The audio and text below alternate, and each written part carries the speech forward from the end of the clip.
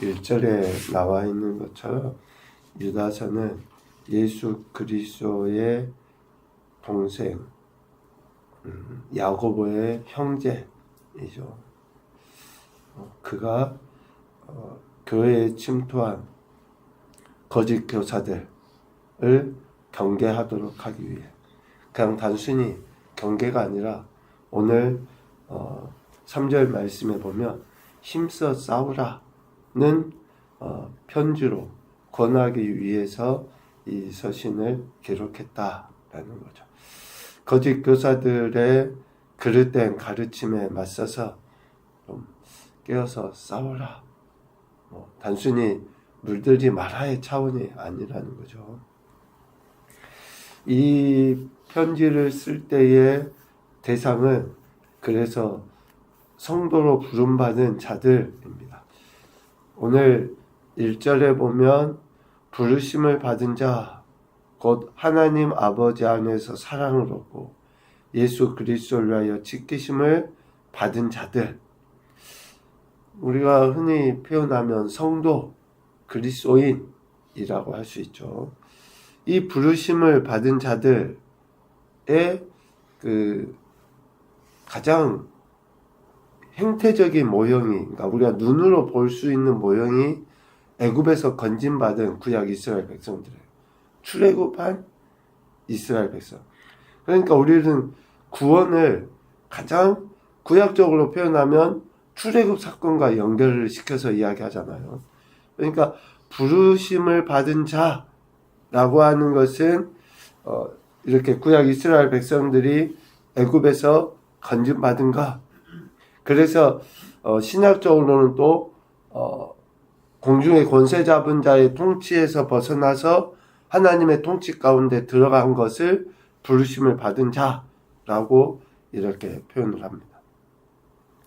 그렇게 부르심을 받은 자들을 두 가지로 설명을 해요. 첫째는 하나님 아버지 안에서 사랑을 얻은 자가 부르심을 입은 자고, 또 둘째는 예수 그리스도를 위하여 지키심을 받은 자가 부르심을 받은 자, 그러니까 성도라고 해요. 성도는 하나님 아버지 안에서 사랑을 받고 예수 그리스도에 오실 때까지, 아니면 다시 오실 때까지 지키심을 받은 자들이 성도다라고 이야기하죠. 그러니까 성도라고 하는 이런 존재들은 그냥 어떤 한 무리, 공동체 안에 존재하는 것이 아니라 하나님 아버지와 예수 그리스도와의 관계에 의해 불림을 받은 자들이 성도라는 거예요. 그러니까 이 성도라고 불린다고 하는 것은, 그러니까 부르심을 받았다고 하는 것은 어떤 외적인 행태라고 이야기하기보다는 하나님과의 그 관계 안에서 불려지는 최상의 호칭이라고 할 수 있습니다. 그러니까 우리가 누군가를 저 사람 교회 다니니까 성도다 라고는 부르죠. 네, 라고는 불러요. 직분을 가졌든지 어떻든지 간에 예수님을 믿고 교회 다니는 사람들을 성도라고 부르는데, 실질적으로 성도라고 불리우는 것은 우리 각 개개인이 그렇게 하나님 아버지 안에서 사랑을 얻은 것에 대한 확신, 그리고 예수 그리스도의 오심을 확신하고 기다리고 있는 그 믿음의 고백 안에서 성도라고 불리우게 되는 거죠. 그러한 자들에게 2절 기원하고 권면합니다. 긍휼, 평강, 사랑이 너에게 더욱 많을지어다. 그러니까 긍휼과 평강과 사랑이 더욱 많아서 그 안에서 성도의 삶을 살아가기를 지금 유다는 기대하며 권면하고 있는 것이죠. 그 성도들에게 지금 하고자 하는 핵심의 이야기가 앞서 말씀드린 것처럼 3절 힘써 싸우라. 성도에게 단번에 주신 믿음의 도를 위하여 힘써 싸우라 라는 그 권면의 말을 하기 위하여 이 편지를 쓴 거다라는 것이죠. 싸워야 할 이유가 뭐냐? 이제 4절 이후에 그 이유를 이야기하고 있어요. 왜 싸워야 되느냐? 싸움의 대상이 누구냐? 그러니까 성도, 예수 그리스도를 믿는 무리 가운데 있는 사람들의 싸움의 대상은 정말 같은 공동체 안에 있는 성도가 아니에요. 예수님 믿는 형제 자매가 아니라고요. 4절 가만히 들어온 사람 몇이 있음이라. 비밀리에 성도의 무리 가운데 들어와서 이단적인 가르침을 전한다든지 진리의 복음을 부정하고 그릇된 이야기로 혼란하게 하고 미혹해 하는 그들과 힘써 싸우라 라고 이야기해요. 한마디로 이야기하면 사도 바울도 표현하지만 거짓 교사들 있잖아요. 거짓 교사들. 진리를 제대로 가르치지 아니하고 오히려 진리 비슷한 것을 이야기해서 자꾸 잘못된 길로 빠지게 하는 그릇된 교훈을 전하는 자들, 즉 거짓 교사들과 힘써 싸워야 한다 라고 이야기합니다.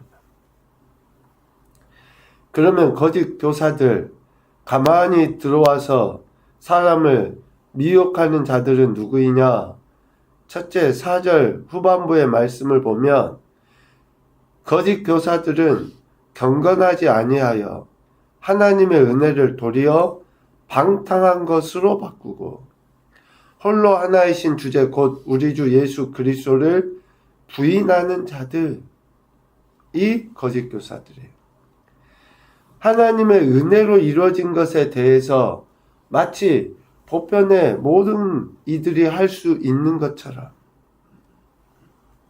하나님의 역사하심을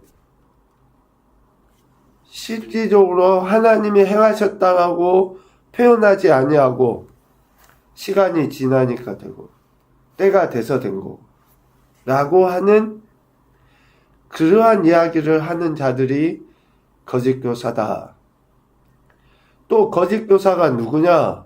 5절에 보면 출애굽은 받았으나, 즉 말로 구원은 받았다고 이야기하지만 후에 믿지 아니하는 자들. 그러니까 출애굽한 이후에 이스라엘 백성들이 어떻게 했습니까? 시시때때로 원망하고 불평하고 모세를 죽이려고 하고 했던 구약 이스라엘 백성들의 모습이라는 거예요. 애굽에서 나오긴 했어요. 그런데 여전히 하나님의 역사하심을 믿지 아니하고 하나님을 향해서 원망하고 불신앙하는 자들, 이 거짓 교사다. 그리고 6절 이야기합니다. 거짓 교사들은 자기 지위를 지키지 않는 자, 즉 하나님께서 주신 책무를 버리고 배교한 자들이 어때요? 거짓 교사다. 자기의 지위, 직책, 직분을 소홀히 해. 하나님께서 주신 것임에도 불구하고 제대로 감당하지 않아요. 그리고 7절 거짓 교사들은 소돔과 고모라와 같이 음란하며 다른 육체를 따라가다가 영원한 불의 형벌을 받을 자들이 거짓 교사들이다. 영적, 육적 그 음란함, 살아가지 말아야 될 것을 살아가는, 하나님을 사랑해야 됨에도 불구하고 하나님에 대한 사랑은 식어버리고 육적인 쾌락을 쫓아가는, 계속 이야기하지만 우리가 끝까지 싸워야 될 재물의 그런 이야기가 있잖아요. 하나님을 믿고 섬기는 것을 돈벌이 수단으로 여긴다든지, 아니면 자신이 가진 그 지위를 이용해서 이런 정욕적인 데 사용한다든지 하는 모든 자들은 다 거짓 교사라는 거죠. 결국 거짓 교사들은 육체를 더럽히며 권위를 업신여기며 하나님의 영광을 비방하는 존재입니다. 8절. 무엇이든지 알지 못하는 것을 비방하는 그러한 행태를 보여요. 그래서 10절에서 이야기하는 것처럼 마치 이성 없는 짐승이 본능으로 행하는 것과 같이 행해요. 본능에 충실해요. 감정에. 본능에 충실하다고 하는 이야기의 핵심이 뭡니까? 자기가 주인이라는 거예요. 자기가 주인. 자기 기분이 상해버리면 다 둘러 엎어버려요. 누구가 없어요. 아무도 보이지 않아요. 그런 사람들, 그러니까 육이 엄청 강해요. 얼굴이나 어떤 이런 태도, 이런 것들을 통해서 자신의 육을 드러내보이죠. 이런 그릇된 행태들을 나타내 보이는 거죠. 그런데 이러한 자들에게 오늘 11절 말씀에 보면 화 있을진저 이 사람들이여, 그들에게 화가 있게 됩니다. 어떤 화입니까? 11절 멸망을 받게 돼요. 12절 한마디로 열매 없는 인생이 돼요. 열매 없는, 막 소리는 많고 요란하고 막 떠들썩하고 하는데 열매는 없어요. 13절 수치를 당하게 돼 있어요. 화려하고 삐까번쩍하고 막 많은데 수치를 당해요. 그러니까 거짓 교사들이나 진리를 거슬러 사는 사람들은 결국 멸망당하고 열매 없고 수치를 당하는 그러한 인생이 되는 거죠. 그런데 누가 거짓 교사가 되는가? 오늘 말씀에 매우 중요한 이야기를 하고 있는 것 같습니다. 누가 왜 거짓 교사가 되는가? 16절 말씀 봐보시죠. 이 사람들은 원망하는 자며 불만을 토하는 자며 그 정욕대로 행하는 자라.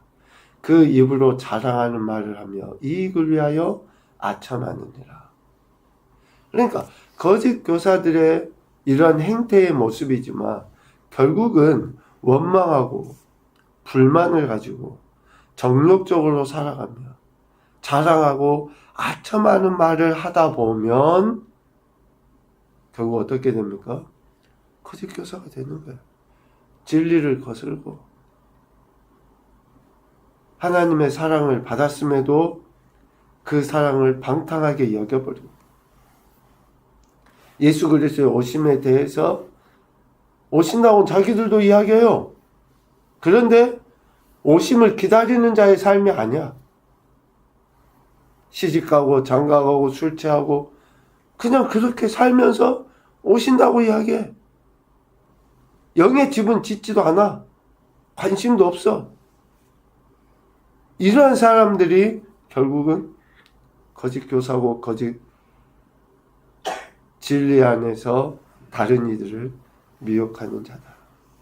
그래서 여러분, 우리가 원망하는 것, 불만을 갖는 것, 정욕하고 정욕적으로 살고 또 자랑하고 아첨하는 말들이 우리는 별로 대수롭지 않게 뭐 할 수 있지. 그렇게 취급을 하지만 여러분 매우 주의해야 됩니다. 그러한 삶의 모습들이 결국은 뭐 나는 안 그러겠지. 여러분 미안하지만 그럴 수 없어요. 우리도 다 극단적으로는 배교까지 할 수 있는 인생들이 우리예요. 뭐 우리라고 끝까지 주님 오실 때까지 믿음 지킬 수 있다 장담을 누가 합니까? 그러니까 이러한 것들이 차곡차곡 쌓이면 우리가 거짓 교사도 될 수 있고 막 나중에는 그냥 배교도 할 수 있는 그런 존재가 된다는 거예요. 그래서 다시금 하나님의 말씀으로 우리 자신을 돌이키며 오실 주님, 다시 오실 주님 앞에 겸손함으로 나가야 한다라는 것이죠. 첫 번째 교훈입니다. 하나님의 사랑 안에서 예수 그리스도께서 오실 때까지 보호받는 인생임을 확신하며 감사하자. 오늘 저와 여러분이 이런 존재예요. 엄청난 축복을 받았다는 거죠. 두 번째, 하나님의 백성에게 주신 긍휼과 평강과 사랑으로 충만하길 축복하며 권면하자.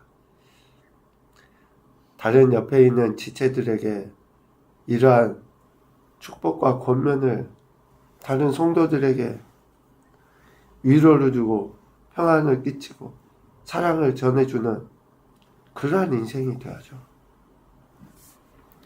세 번째, 마지막 16절에 이야기했던 것처럼 원망, 불만, 정욕, 자랑, 아첨의 말이 거짓으로 빠지게 한다는 것을 잊지 말고 경계하자. 여러분, 우리 자신들을 정말 잘 경계해야 됩니다. 이런 것들로 인해서 우리가 그릇된 길로 빠질 수 있고 또 다른 사람을 그릇되게 만들 수 있기 때문에 그렇습니다. 오실 주님을 기다리는 우리 대림의 이 절기 속에 다시 한번 우리 자신을 잘 되돌아보시고 또 그에 합당한 삶을 살아서 하나님의 영광도 드러내는 복된 인생들이 되시기를 주님의 이름으로 축복합니다. 아멘.